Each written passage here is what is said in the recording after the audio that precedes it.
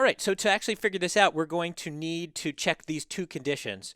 So we might actually find it useful to check each one of them individually. So here's the sum of the alphas, and here's the sum of the alphas squared. Okay. All right, so how are we going to start filling some of these in? Are there any of these cases that we actually know what the sums are going to be?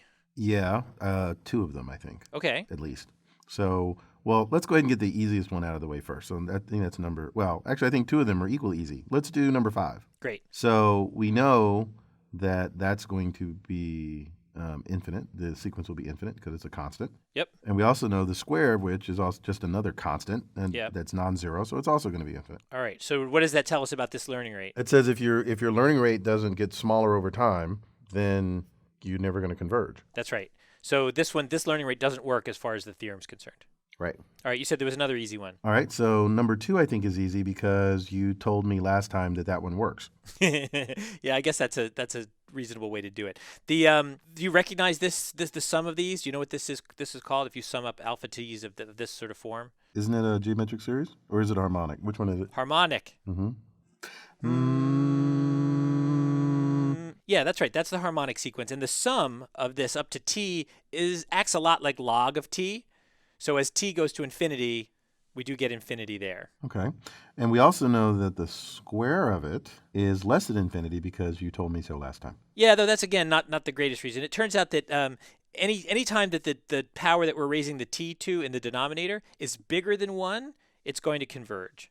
And so that gives us both of these boxes, right? Because it's the same thing. Mm-hmm. This problem in particular, this one, it converges. The value that it converges to is really interesting. I don't know if you know this, but if you sum up the infinite sequence of 1 over t squared, you get pi squared over 6. Oh, right. Yes, that's obvious. No, it's not obvious. Well, explain it to me then. I can't. It's bizarre. It's like, where's the pi? Where's the pie? I want some pie. I ate it. All right. So this problem was known as the Basel problem, and for hundreds of years, people didn't really know how to solve it. And Euler worked on it and solved it, but he didn't solve it validly, and he eventually came back and solved it right. But it's kind of a remarkable thing that, pies come up when you're doing areas of circles and things like that. There's no circle here, so it's kind of interesting that you get a pi squared. Well, r squared, right? Pi r squared. Pi r squared. Right, that's the area. Sure, but the pi's not squared. It's weird. I agree it's weird. I mean, I think I vaguely remember this from Calc 2 or something. Cool. All right. Well, anyway, so that's just a sort of a fun thing that I find to be fun. But the point is that if we then square, so let's look at the first row here. If we square t squared, we get t to the 4th, which is bigger than 1 over t, so that one's also going to converge. Mm-hmm. So what does that give us in terms of answers here? No and yes. Exactly, right, because we need it to be infinity and then less than infinity. One of these boxes we've actually figured out, because this 1 over t to the 1/2, or the square root of t, if you square that, that's 1 over t. So this squared box has to be the same as this one. So that's infinity. And actually, that tells us the answer for this one even before we figure out the rest. Yeah, I guess so, but I mean, you gave the answer away a long time ago.